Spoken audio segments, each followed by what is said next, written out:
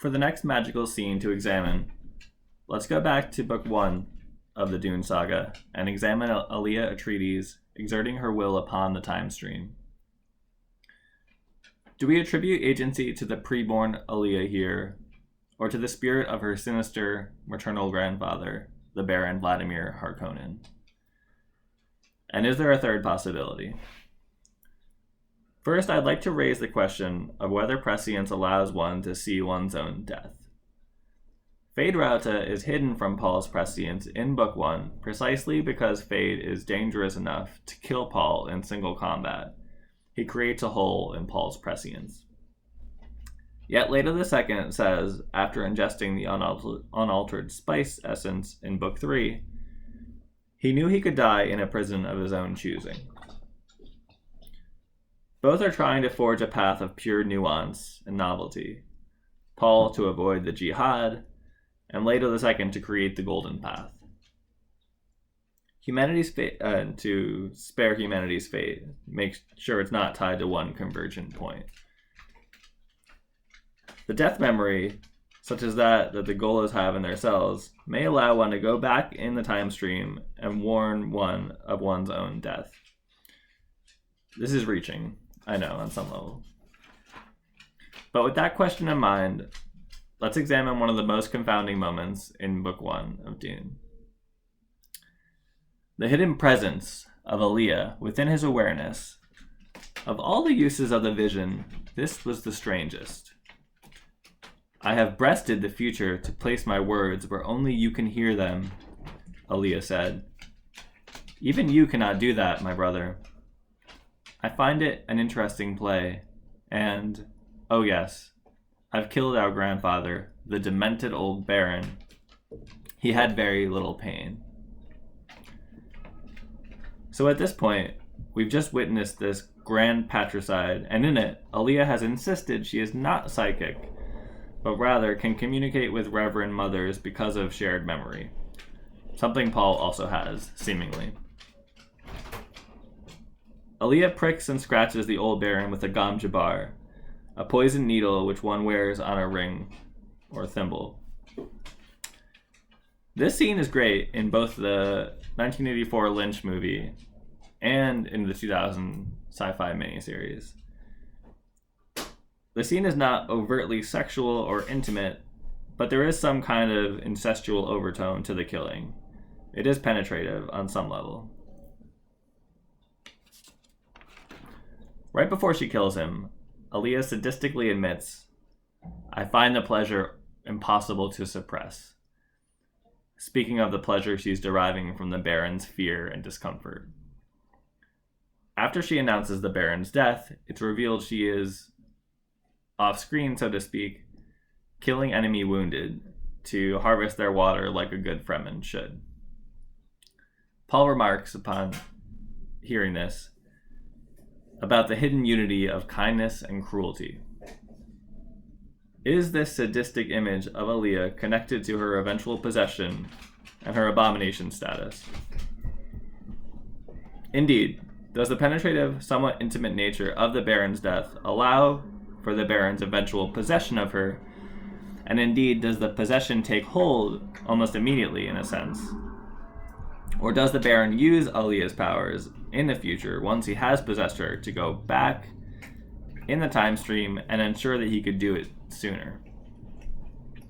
Meaning, is the voice Paul hears saying, I have breasted the future, breasted meaning to like go through, like body surfing in a sense? Is this voice actually the Baron's? The voice says, oh yes, I've killed our grandfather, the demented old Baron. He had very little pain.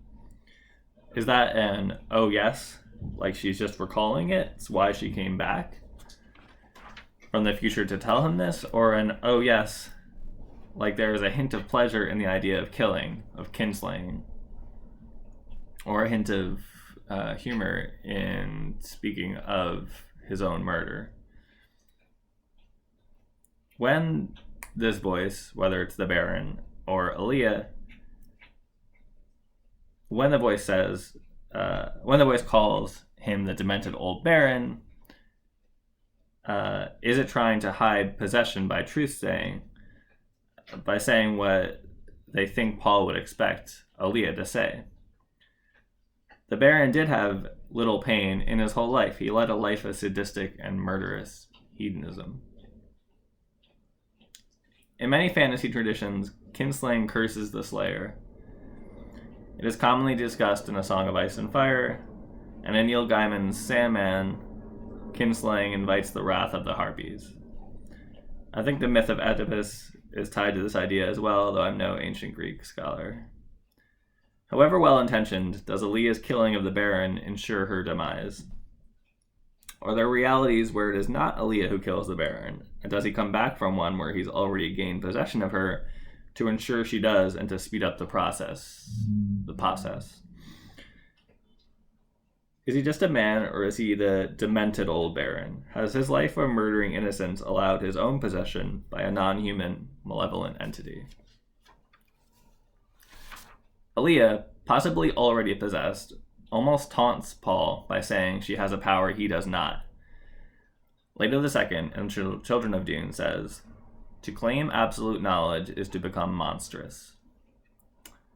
The Baron floats in the air because of his suspender levitator things.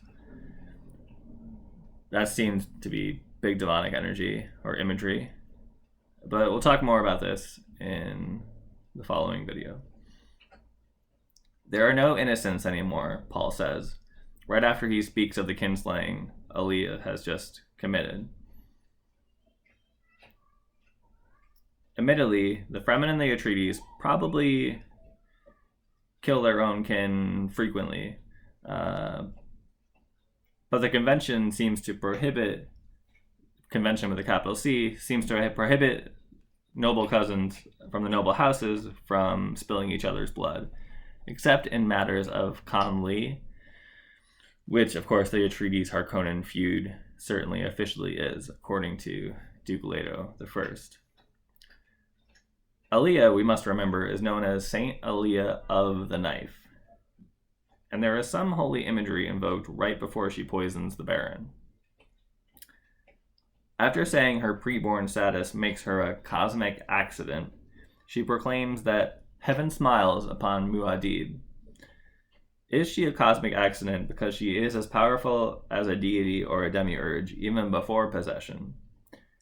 Has she come back of her own accord as a heavenly blessing to Paul and the Atreides line to sacrifice herself? Has she come back in the time stream to control her younger self and ensure the possession of her eventual death, precisely to protect Ghanima and others of the future from the demonic Baron's spirit? Has her future self trapped him while her younger self murders him? From Dune. Let the storm have what it can take, she backed into the Baron's arms. If the possession does indeed begin here, does she go into it willingly? And if so, why would the future Saint Alia do this? Is it to redeem herself? I'm sorry, grandfather, Alia said. You've met the Atreides Gam Jabbar. Gam Jabbar literally means high-handed enemy. Perhaps there was a reality where she kills the Baron with a cry's knife or by some other means, but she goes back to make herself do it with a Gam Jabbar to create more intimacy and to create some kind of sinister connection between the two. Clearly, killing the Baron is not enough. And here I'll mention that I don't necessarily believe the voices that the prescient hear are spirits. They could just be like Inception style images, sort of the idea of like that everyone in your dreams is yourself, right? Because all the voices originate within your own head. But it's fun to read them literally as being spirits. And I'm not saying I know necessarily what Herbert intended either way for this, but it's fun to look at the possibilities. In Dune, Paul says, the eye that looks ahead to the safe course is closed forever. To not just kill the Baron of the corporeal realm, but also trap his evil soul and or that of whatever demon possessed it, Alia would have to make it think it is safe. Close it forever by tricking it into perpetually pursuing Alia on a closed loop so that it would not pursue anyone else. Perhaps in dying while possessed by the Baron, Alia traps the Baron's voice within or beneath the voice of her young self that Paul hears. Perhaps the Baron thinks he is safely controlling a young Alia forever, and so future Atreides' progeny will only hear the voice of a scared girl and her evil grandfather, who are too busy struggling with each other for eternity to harm anyone else or control anyone else. In part 3, I'll examine a scene from Dune Messiah, one more magical scene, and how what we've surmised about spirits and agency so far can help us read it in a fun and perhaps illuminating way. Thanks for watching.